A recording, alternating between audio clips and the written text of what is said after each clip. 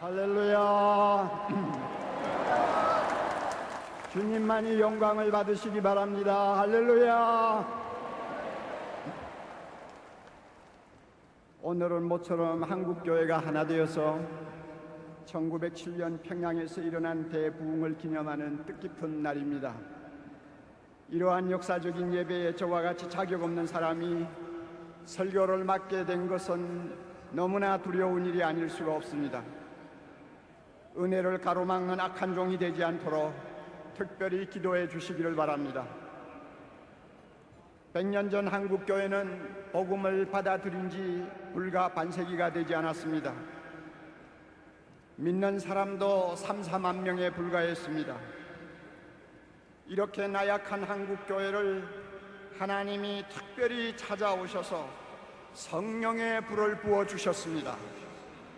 원산에서 타오르기 시작한 성령의 불길은 평양에서 그 절정을 이루었고 그 후에 연이어 한반도 곳곳으로 퍼져나갔습니다.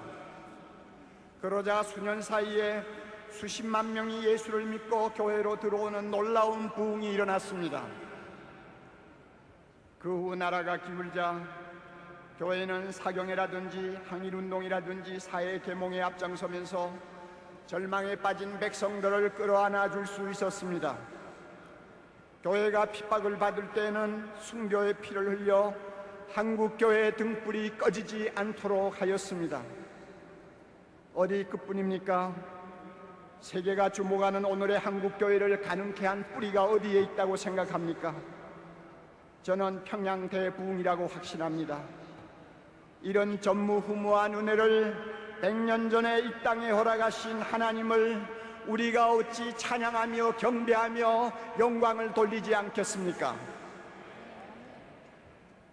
우리가 평양 대부흥을 돌아보면서 무엇보다도 특별히 주목해야 할 중요한 사실이 하나 있습니다. 그것은 성령의 기름 부으심과 함께 강력한 회개운동이 일어나기 시작했다는 사실입니다. 이것은 우리가 흔히 아는 그런 회개가 아니었습니다. 성령께서 죄를 자복하도록 몰아붙이지 아니하면 절대로 일어날 수 없는 불가사의한 회개였습니다. 당시 기록을 보면 전에는 경험하지 못한 무시무시한 죄의 공포가 우리 위에 임하였다는 말이 있는가 하면 아무도 그것을 피하여 도망할 수 없었다는 말도 기록되어 있습니다. 이런 이유로 장대현 교회에 모였던 선교사들과 교인들은 밤새도록 가슴을 치고 통곡하면서 숨은 죄를 토해 놓았습니다. 이런 초자연적인 회개를 경험하면서 한국교회는 세상 앞에 새로운 모습을 보여줄 수가 있었습니다. 우리가 왜 100년 전의 부흥을 다시 사모하고 기다리는 것입니까? 가장 절박한 이유는 한국교회 다시 살아나야 하기 때문입니다. 한국교회 다시 살아나야 하기 때문입니다. 한국교회가 사는 길은 100년 전과 같이 성령의 기름 부음을 받고 교회 안에 있는 악한 것들, 우리 안에 있는 더러운 것들을 다 쓸어내는 회개밖에 없다고 저는 믿습니다. 우리는 한국교회 이래서는 안 된다는 탄식을 오래전부터 듣고 왔습니다. 오늘 이 시간 100년 전과 같이 다시 한번 하나님이 하늘을 가르시고 우리 중에 임하셔서 성령의 불, 통회하고 자복하게 하시는 회개의 영을 한국교회에 부어주시기를 간절히 사모하고 소망하는 시간이 되기를 바랍니다. 요한계시록에 나오는 사대교회는 오늘의 한국교회의 실상을 들여다볼 수 있는 거울이라고 저는 생각합니다. 솔직히 저는 이 말씀을 전하고 싶지 않았습니다. 우선 제가 너무 부담스러운 말씀이고 듣기에 거북한 말씀이고 기분이 좋지 않는 말씀이기 때문입니다. 그래서 저는 이 말씀 오늘 전하고 싶지 않아서 꽤 고집을 피웠습니다마는 주님은 밤낮 이 말씀에만 매달리도록 종을 몰아붙였습니다. 그러므로 설교자가 전하고 싶어서 전하는 말씀이 아님을 알아주시기 바랍니다. 오른손에 7영과 7뼈를 가지신 예수 그리스도께서 한국 교회를 위해서 주시는 말씀이라고 저는 믿습니다. 4대 교회를 향해서 주님은 이렇게 책망하십니다. 내가 내 행위를 아노니 내가 살았다는 이름은 가졌으나 죽었느니라. 내가 내 행위를 아노니 내가 살았다는 이름은 가졌으나 죽었느니라. 이름이 살았다는 것으로 보아 4대 교회는 평판이 꽤 좋았던 것 같습니다. 이름만 들어도 사람들은 아, 그 교회 대단하지, 대단해 하고 인정을 했던 것 같습니다. 성경학자들은 4대 교회가 한때 놀라운 부흥을 경험한 화려한 과거를 가지고 있었다고 생각합니다. 그들은 오랫동안 그 후광을 즐기고 있었던 모양입니다. 따라서 사람들 보기에는 살아 움직이는 교회처럼 보였을 것입니다. 열심도 뜨겁고 봉사도 많이 하고 예배도 감동적이고 뭐 하나 흠을 잡을 데가 별로 없었던 것 같습니다.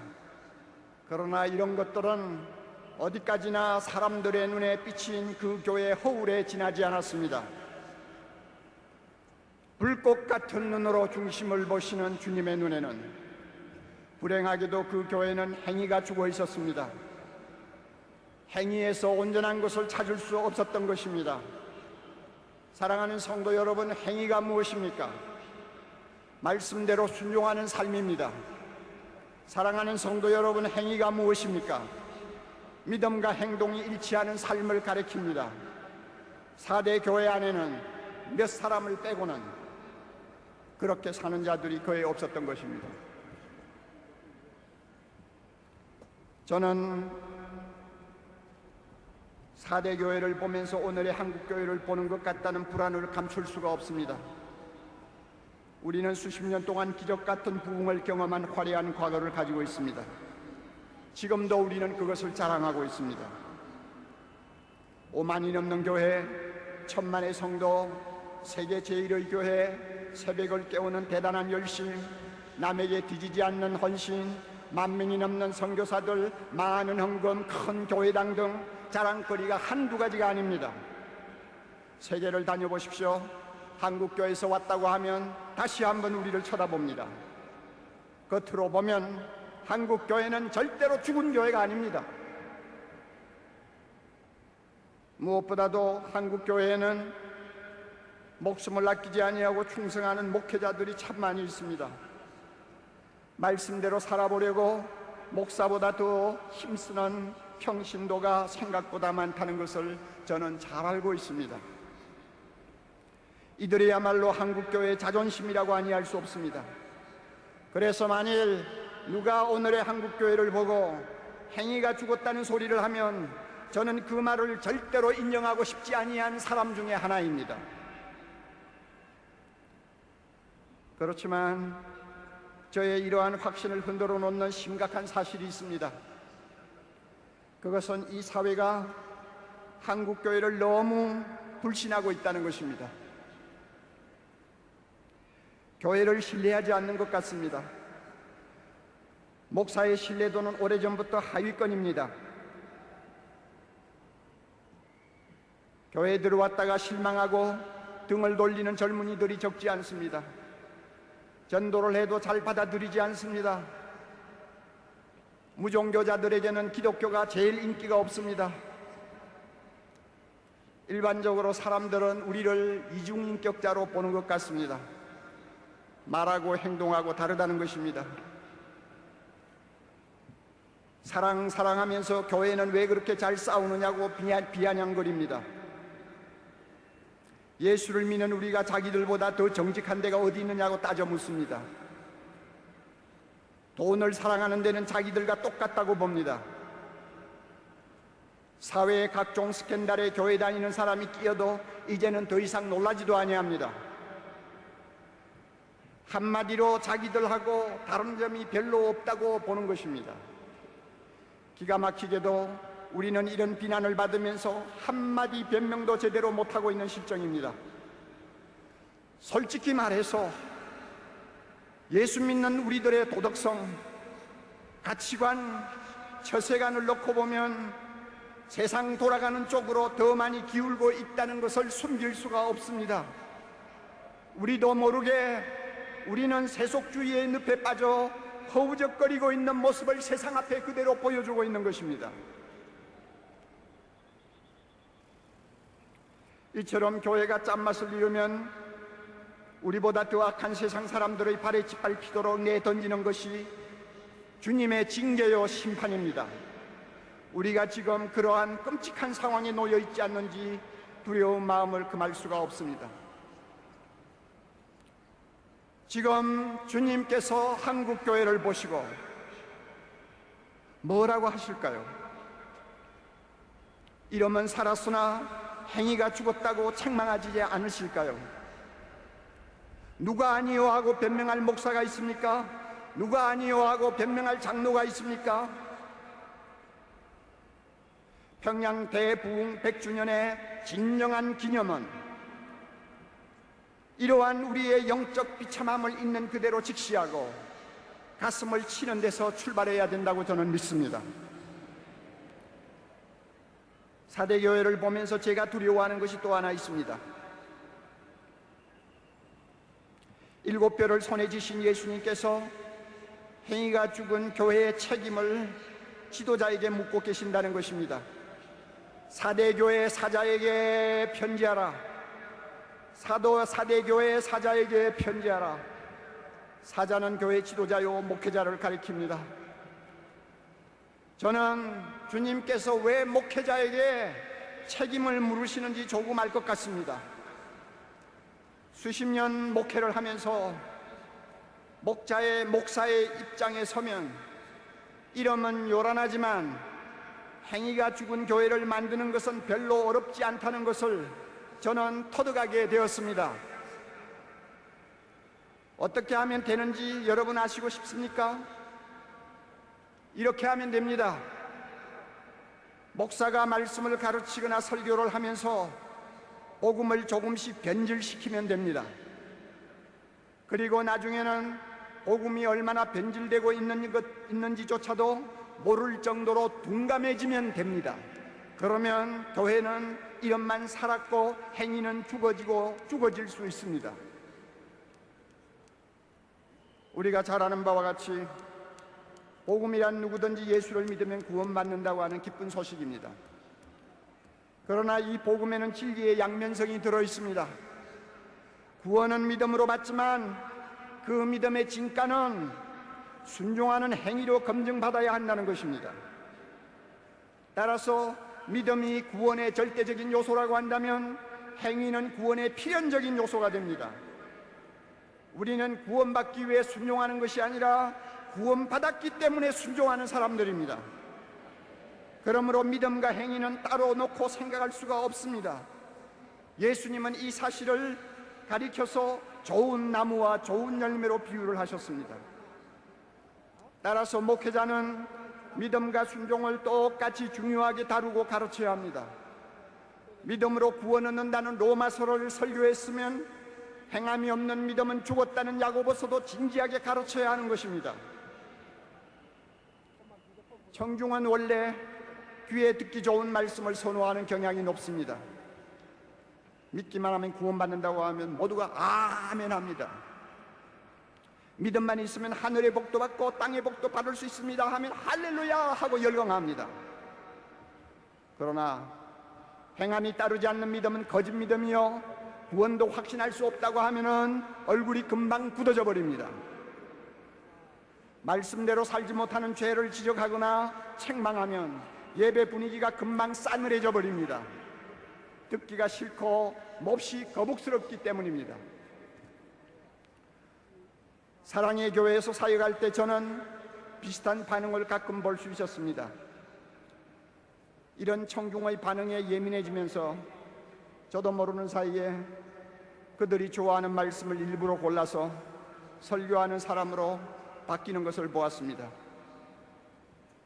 대신 죄라든지 회개라든지 순종이라든지 거룩이라든지 하는 듣기 피곤한 말씀은 할 수 있으면 피하거나 꼭 말을 해야 할 때는 달래듯이 부드럽게 말하고 싶어하는 유혹에 끌려가는 것을 보았습니다. 저의 이런 모습은 예수님이 절대로 바라시는 것이 아니었습니다. 저도 절대로 원하는 것이 아니었습니다.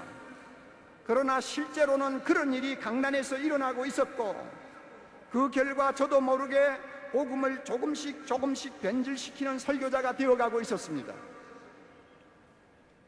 이렇게 되니까 교회가 커지면 커질수록 말씀대로 순종하는 행위에는 별로 관심이 없고, 믿음만 가지고 떠드는 값싼 은혜에 안주하기를 좋아하는 무리들이 자꾸만 늘어가는 것을 볼 수가 있었습니다.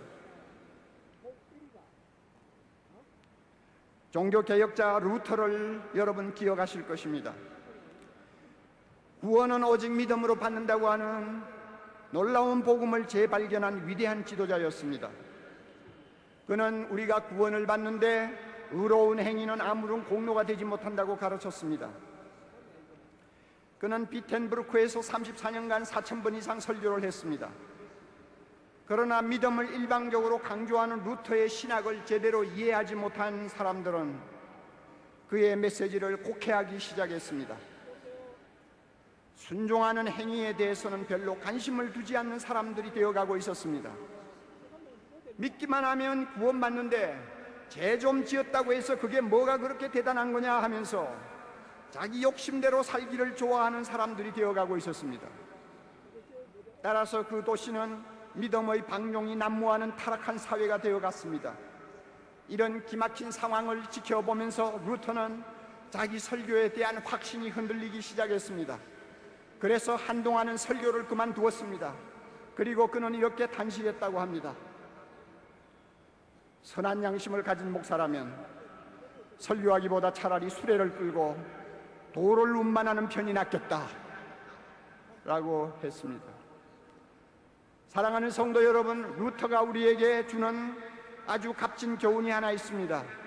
그것이 무엇인지 압니까? 교회의 지도자가 복음을 가르치면서, 복음을 전하면서 믿음만 일방적으로 강조하고 믿음의 열매가 되는 행함을 등한히 다루든지 무시하면 입만 살고 행위가 죽어버리는 4대 교회가 되어버릴 수 있다는 것입니다. 사도행전 20장 20절을 보면 바울은 유익한 말씀은 무엇이든지 공중 앞에서나 각 집에서나 거리낌 없이 전하고 가르쳤다고 했습니다. 그러나 저 자신을 포함하여 한국교회 많은 지도자들은 바울처럼 무엇이든지 거리낌 없이 전하는 용기를 잃어버리고 있는 것 같습니다. 단 것은 먹이고 쓴 것은 할 수 있으면 먹이지 않으려는 나쁜 설교자가 되어가고 있는 것 같습니다. 이런 설교자는 청중에게 인기가 있어서 사람들을 많이 끌어모으는 데는 성공할지 모르나 행위가 죽은 교회를 만드는 것은 시간 문제라고 저는 생각합니다. 한국교회 지도자 여러분, 복음을 변질시켰다는 주님의 질책에서 자유로울 수 있는 사람이 우리 가운데 몇이나 됩니까? 입만 살았고 행위가 죽어버린 교회를 만든 책임은 너에게 있어 하고 따지신다면 나는 아니요 하고 발을 뺄 수 있는 목회자가 몇 사람이나 됩니까? 평양 대부흥의 진정한 기념은 복음을 변질시키고 행위가 죽은 교회를 만든 죄를 놓고 가슴을 치는 목회자들의 회개로부터 시작되어야 한다고 저는 믿습니다. 이것이 한국교회를 향하신 간절한 주님의 소원이라고 저는 확신합니다. 주님은 행위가 죽은 4대 교회를 향해 회개하라고 명하십니다. 회개만이 살 길이라는 것입니다. 한국교회를 향해서도 똑같은 명령을 하고 계신다고 저는 믿습니다. 그러나 여러분, 답답한 일은 우리 힘으로 회개가 잘 안 된다는 것입니다. 다 해보셔서 아시지 않아요? 우리 힘으로 회개 잘 못합니다. 입으로 잘못했다는 말은 수없이 할 수 있지만 죄를 끊어버리고 단호하게 돌아서는 거룩한 결단은 잘하지 못합니다. 그래서 100년 전에 하디 선교사가 하던 회개, 길선주 장로가 하던 회개, 무명의 성도들이 밤새도록 추운 겨울밤 찬마룻바닥에 엎드려 땅을 치며 통곡하던 그 회개를 오늘 한국교회에서는 찾아볼 수가 없게 된 것입니다. 그들에 비해서 우리는 엄청나게 많은 죄를 더 짓고 사는 사람임에도 불구하고 오늘날 회개는 점점 한국교회에서 형식적인 것이 되어버리고 말았습니다. 이것이 오늘 한국교회의 생명을 서서히 죽이는 암과 같은 존재라고 생각합니다. 우리가 진정한 회개를 하고 세상 앞에 새 옷을 갈아입으려면 성령께서 회개할 힘을 우리에게 주셔야 합니다. 통회하고 자복하고 버리는 결단을 할 수 있도록 성령이 우리를 도와주셔야 합니다.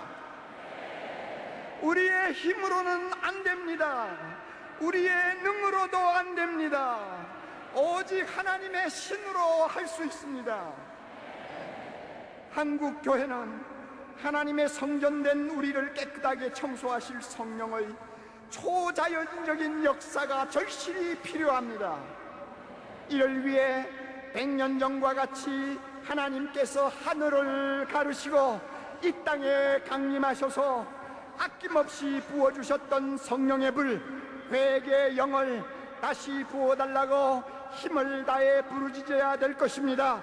부르짖고 문을 두드리면 주님께서 응답하실 줄 믿습니다. 너희가 악할지라도 자녀에게 좋은 것을 줄 줄 알거든 하물며 하늘에 계신 너희 아버지께서 구하는 자에게 성령을 주시지 않겠느냐? 성령을 주시지 않겠느냐? 성령을 주시지 않겠느냐? 성령을 주시지 않겠느냐? 우리 하나님의 약속입니다. 한국교회가 진정으로 회개하고 죽은 행위를 벗어버리면 아직도 죽음의 권세 아래서 신음하고 있는 이 백성을 구원할 수 있다고 믿습니다. 한국교회가 믿음과 행함이 일치하는 온전한 복음을 다시 회복하면 온갖 더러운 죄로부터, 그 죄에서 나는 악취로부터 이 사회를 치료할 수 있다고 믿습니다. 한국교회가 성령의 능력을 다시 입으면 북한에 무너진 교회를 우리 모두 다시 일으킬 수 있다고 믿습니다. 한국교회가 성령의 거룩한 불이 타오르는 용광로가 되면 주님께서 21세기 세계를 위해 가장 중요한 일에 우리 한국교회에 불러주실 줄 믿습니다. 믿습니다. 두 손을 높이 들고 여러분 따라합시다. 주여, 한국교회를 살려 주옵소서. 한국교회를 살려 주옵소서. 통회하고 자복하는 영을 부어주시옵소서. 부어주시옵소서. 부어주시옵소서. 머리 숙여 기도합니다. 거룩하신 주여, 이놈이 죄인입니다. 이놈이 한국교회 입만 살았다고 떠들고 행위가 죽어버린 한국교회를 만든 장본인입니다. 주여, 이것이 감히 설교할 자격이 없는데도 주님이 이 말씀을 전하라고 비참한 것을 몰아붙였습니다. 아버지, 겉모양은 요란하지만 내면은 죄악이 쌓여있는 이 한국교회는 주여 불쌍히 여기시고 성령을 부어주시되 통회하고 자복하는 영을 부어주셔서 이 한국교회를 깨끗하게 해주옵소서. 깨끗하게 하옵소서. 깨끗하게 하옵소서. 그리하여 이 민족에게 소망을 주게 하시고 이 나라를 바른 길로 인도하게 하시고 주의 거룩한 영광이 이 땅에서 경배를 받으시도록 축복해 주시옵소서. 예수님 이름으로 기도하옵나이다. 아멘.